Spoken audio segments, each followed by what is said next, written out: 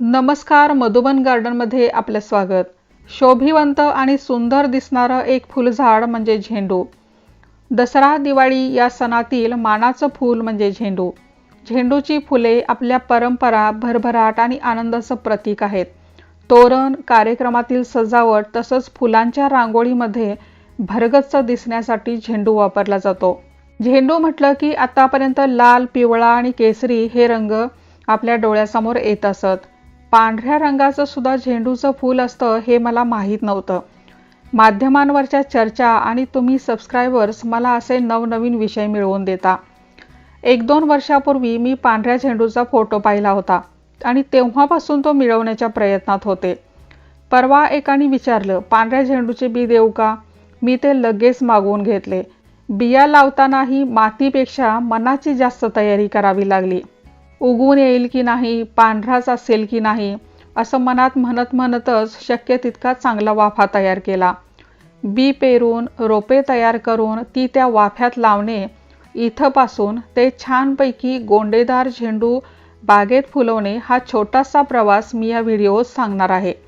जाता जाता चॅनलला सबस्क्राईब करण्याची विनंती करते। धन्यवाद। जुलैच्या दुसऱ्या आठवड्यात हे पांढऱ्या झेंडूचे बी मला कुरिअरने मिळाले। दसऱ्याला फुले आलीच पाहिजेत अशी योजना करून मी लगेच कामाला लागले। झेंडूचे फूल सुकले, वाळले की त्यातच त्याच्या बिया असतात हे आपल्याला माहीतच आहे। या पहा झेंडूच्या बिया। आता आधी याची रोपे तयार करून घेऊया। त्यासाठी मी कंपोस्ट, लीफ मोल्ड आणि बागेतील माती घेतली आहे।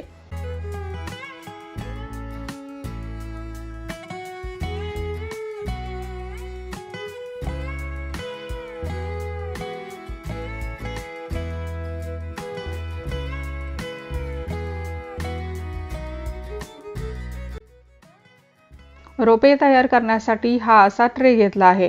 भरपूर छिद्रे असल्यामुळे सगळीच माती वाहून जाऊ नये म्हणून त्यात एकदम पातळ झिरझिरीत असा कापडाचा तुकडा ठेवला आहे।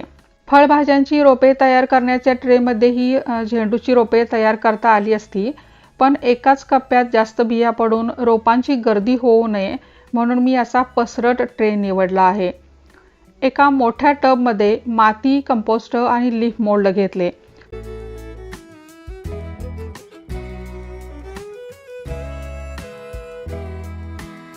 सगळं एकत्र करून त्याचं छानसं मिश्रण तयार करून घेतलं। तुम्हाला हवं तर कोकोपीट आणि कोणतंही सेंद्रिय खत यामध्ये तुम्ही रोपे बनवू शकता। चला आता हे मिश्रण ट्रेमध्ये भरून घेऊया। झेंडूच्या मुळांसाठी 2-2.5 इंच खोल माती पुरेशी आहे।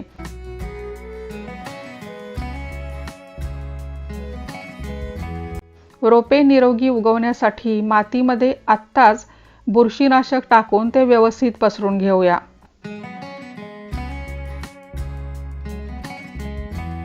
योग्य अंतर ठेवून छोट्या छोट्या सऱ्या पाडून घेऊया, म्हणजे बिया पाण्याने इकडे तिकडे न पसरता रोपे एकाच ओळीत छान उगवून येतील। 2 ते 3 इंचाचं अंतर ठेवून जसं जमेल तसं 1-2 बी पेरूया। हे बघा, झालं पेरून।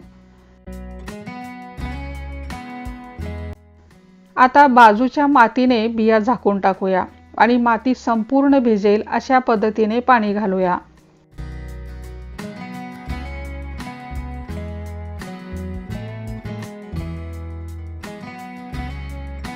ट्रे सावलीत पोर्चमध्ये आणून आतील टेम्परेचर मेंटेन होण्यासाठी त्यावर एखादे पोते झाकून ठेवूया। आत्ताच आपण भरपूर पाणी दिलेलं आहे, त्यामुळे कमीत कमी अजून 3 दिवस तरी पाणी लागणार नाही आणि तोपर्यंत हे पोतही काढायचं नाही। 4थ्या दिवशी कोंब यायला सुरुवात झाली की ट्रे सकाळच्या कोवळ्या उन्हात ठेवून द्यावा। नंतर आवश्यकतेनुसार थोडं थोडं पाणी देत राहावं। आठवड्यानंतर काही रोपे उगवलेली दिसत आहेत आणि ही आहेत साधारण 15 दिवसाची रोपे। पांढऱ्या झेंडूची उगवण क्षमता कमी असते अशी माहिती मिळाली होती, तरी बऱ्यापैकी रोपे उगवली होती। पण मला तर एखादं रोप उगवून आलं असतं तरी आनंदच होता। रोपे लावण्यायोग्य होईपर्यंत ती लावण्याची जागा फिक्स करून तिथलं गवत वगैरे काढून भांगलून माती भुसभुशीत करून घेऊया। ही रोपे आता 1-1.25 महिन्याची झाली आहेत। तयार केलेल्या वाफ्यात साधारण 1 वीतभर खोल खड्डे काढले। 2 रोपांमधील अंतर 1.5 ते 2 फूट ठेवलं आहे। खड्ड्यामध्ये मूठभर शेणखत टाकून सगळी रोपे लावून घेतली.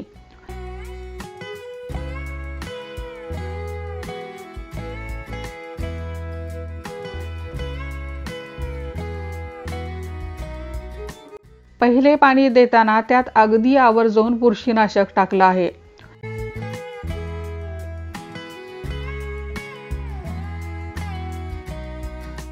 आता तुम्ही पाहत आहात ती 20 दिवसानंतरची रोपे आहेत.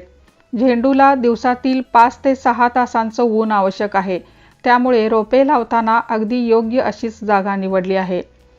पाण्याबद्दल सांगायचं तर वरची 1 इंचभर माती सुकली की मगच पाणी द्यायचं हे पथ्य मी सगळ्याच झाडांना आणि नियमितपणे पाळत आले आहे. जाता जाता एक महत्त्वाची टीप सांगते. कळ्या फुले आल्यानंतर झेंडूला पाण्याचा ताण देऊ नये. रोपे आता 1.25 महिन्याची झाली आहेत. वाफ्यात तण पुन्हा उगवलं आहे. ते तेवढं स्वच्छ करून प्रत्येक रोपाला छानशी आळी करून घेतली. माती खालीवर केली की हवा खेळती राहते. झाडाची उंची आणि खोडाची जाडी वाढवण्यासाठी 19-19-19 आणि 12-61-0 ही खते पाण्यात विरघळवून झाडाला घातली आहेत. झाडाचे आरोग्य चांगले राहण्यासाठी, आकार टिकवून ठेवण्यासाठी छाटणी करणे आवश्यक असते. छाटणी केल्यामुळे जास्त फांद्या फुटून फुले भरपूर प्रमाणात लागतात. सकाळचे कोवळे ऊन, खत, वेळेवर पाणी यामुळे झाडे छान वाढीस लागली. हा पहा, बरोबर 3 महिन्यांचा झेंडू. आणि हे काय? अरे, कळ्या दिसत आहेत की काय? हो, कळ्याच आहेत ह्या. आल्या. एकदाच्या पांढऱ्या झेंडूला कळ्या आल्या. इतका आनंद झाला म्हणून सांगू, मीही अजूनपर्यंत पांढरा झेंडू पाहिला नव्हता. त्यामुळे उत्सुकता तर होतीच. पुढच्या 4 दिवसात जवळपास सगळ्याच झाडांना कळ्या दिसू लागल्या.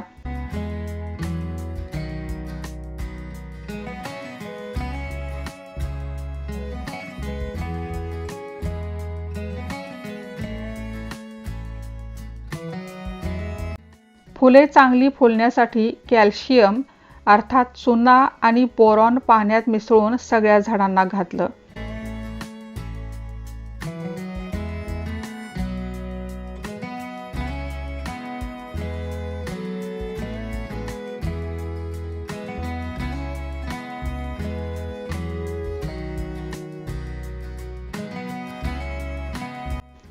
आता वेळ होती झेंडूच्या झाडांना आधार देण्याची.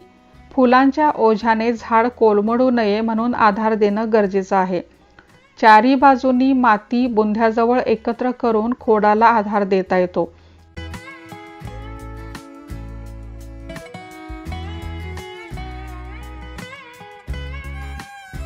तसंच काठी खोचून ती बुंध्याला धरून बांधता येते. झाडांनी फुलांचं किती वजन पेललं आहे ते तुम्हाला लवकरच पाहायला मिळेल. कळी दिसल्यापासून आठवड्यानंतर पांढऱ्या झेंडूला आलेलं हे पहिलं फूल. वा, किती सुंदर, मनमोहक आणि देखणं फूल. हळूहळू करत सगळीच झाडे कळ्या फुलांनी भरून गेली.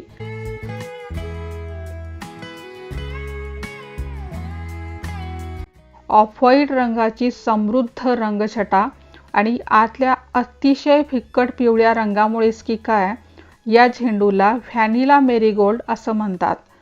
प्रत्येक झाडावर 1-2 फुले उमलली आहेत. आणि तुम्हाला आश्चर्य वाटेल, पण एका झाडावर जवळपास 35 ते 40 कळ्या आहेत.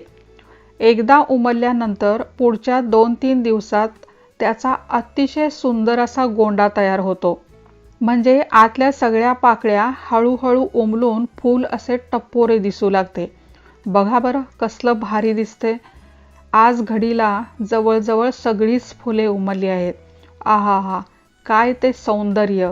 रस्त्यावरून जाणारी प्रत्येक व्यक्ती गेटमधून आत डोकावून पाहत जात आहे. आता हा संपूर्ण पांढऱ्या चांदण्यांनी भरलेला 25 ते 30 झाडांचा वाफा म्हणजे मधुबनचा सेंटर पॉइंट झाला आहे.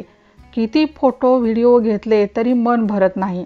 एक मात्र आहे की या फुलांना जास्त सुगंध नाही, अगदी सौम्य सुगंध असतो, ज्यामुळे मधमाशा, फुलपाखरे आकर्षित होतात. असो, तर सकाळी दव सुकल्यानंतर झेंडूच्या फुलांची काढणी करायची असते. कारण सकाळी सकाळीच या फुलांमध्ये तेलाचं प्रमाण जास्त असल्यामुळं हीच परफेक्ट वेळ आहे फुले तोडण्याची. पुढचा मुद्दा आहे झेंडूचे प्रोपॅगेशन. ते 2-3 प्रकारांनी करता येतं. पुनर्लागवडीसाठी बिया तयार करायच्या असतील तर फुले झाडावरच सुकू दिली पाहिजेत. झेंडूची फांदी लावूनही नवीन रोप तयार करता येतं. झेंडू ही चिवट जात आहे. समजा मोसम संपल्यानंतर हा खालचा एवढाच भाग शिल्लक ठेवून झाड तोडलं तर कुंडीत असो किंवा जमिनीत हे सड पुढच्या हंगामात पुन्हा उगवून येतं. रंगीबेरंगी झेंडू म्हणजे आनंदाचं, मांगल्याचं प्रतीक आहे. त्यात पांढऱ्या झेंडूच्या निमित्ताने शुद्धता, सात्विकता आणि पावित्र्याची भर घातली आहे. ऋतुबदलाच्या सुगंधित थंडगार वाऱ्याबरोबर डुलणारी ही फुले अत्यंतिक सुंदर आणि मनमोहक दिसत आहेत. व्हिडिओ आवडल्यास लाईक, कमेंट आणि शेअर करा. सबस्क्राईब करा. धन्यवाद.